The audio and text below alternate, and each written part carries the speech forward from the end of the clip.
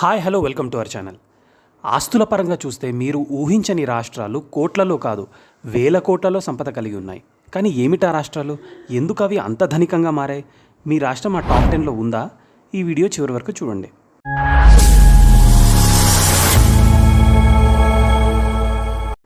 మన దేశం విస్తారమైన భూములు సంపదలతో నిండినది. కానీ ఆ సంపద అందరికీ సమానంగా భాగమవుతుందా? నోప్.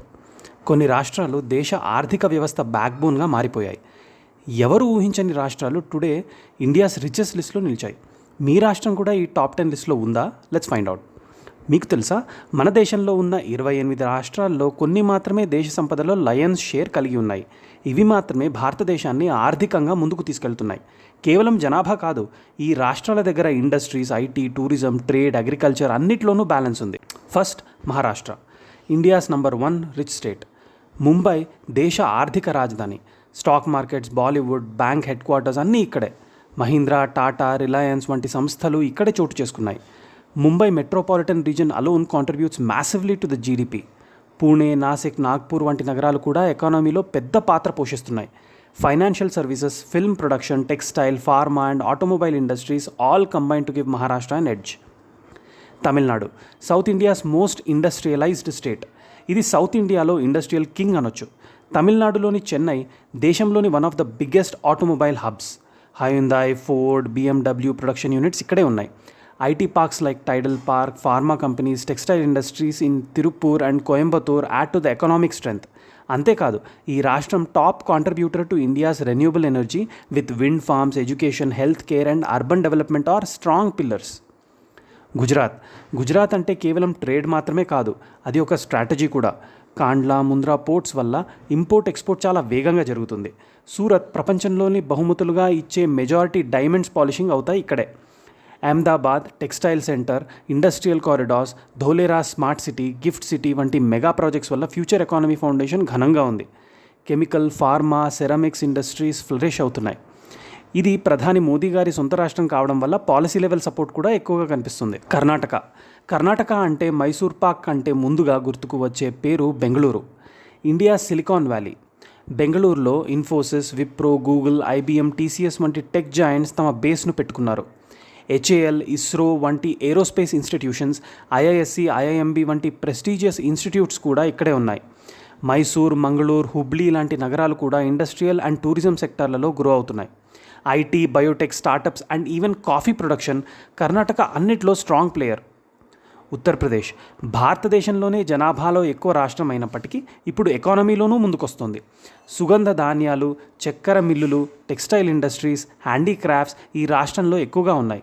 నోయిడా, గ్రేటర్ నోయిడా వంటి ప్రాంతాలు ఇండస్ట్రియల్ అండ్ ఐటీ డెవలప్మెంట్లో కొత్త చాప్టర్స్ రాస్తున్నాయి. అయోధ్య, వారణాసి, మథుర వంటి స్పిరిచువల్ టూరిజం సెంటర్స్ వల్ల ఇయర్లీ హ్యూజ్ ఇన్కమ్ వస్తుంది. Lucknow is now considered an emerging IT city. UP soon becoming North India's logistics and manufacturing hub.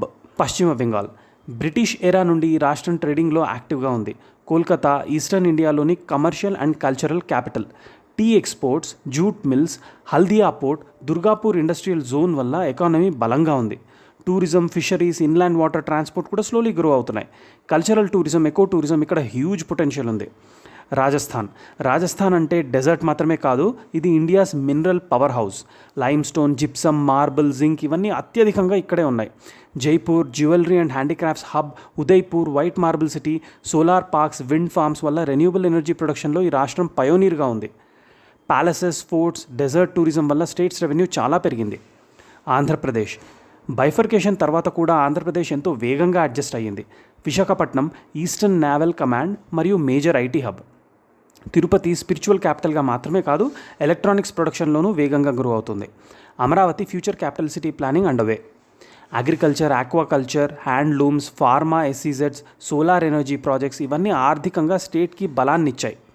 Telangana Hyderabad నేడు చార్మినార్కు మాత్రమే కాదు, సైబరాబాద్కు ప్రసిద్ధి. T hub, India's largest startup incubator. Genome valley, pharma city, defence corridors ఈ రాష్ట్రాన్ని industrial innovation హబ్గా మార్చాయి. Kaleshwaram project, machine Bhagiratha లాంటి ఇన్ఫ్రా ప్రాజెక్ట్స్ రికార్డు స్థాయిలో పూర్తయ్యాయి. రంగారెడ్డి, మేడ్చల్, వరంగల్ లాంటి ప్రాంతాలు ర్యాపిడ్ డెవలప్మెంట్లో ఉన్నాయి. Telangana is now a rising economic leader in the south. Kerala God's own country అనే పేరు ఈ రాష్ట్రానికి ఆర్థికంగా కూడా సాటినిచ్చేలా ఉంది.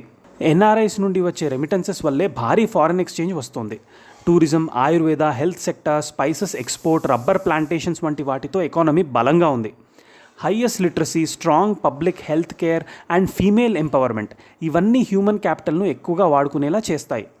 బ్యాక్ వాటర్ టూరిజం వల్ల ఇయర్లీ ల్యాక్స్ ఆఫ్ టూరిస్ట్ వస్తున్నారు. ఇప్పుడు మీరు చూసిన ఈ 10 రాష్ట్రాలు ఒక్కోటి ఒక్కో రంగంలో షైనింగ్ స్టార్స్లా మారిపోయాయి.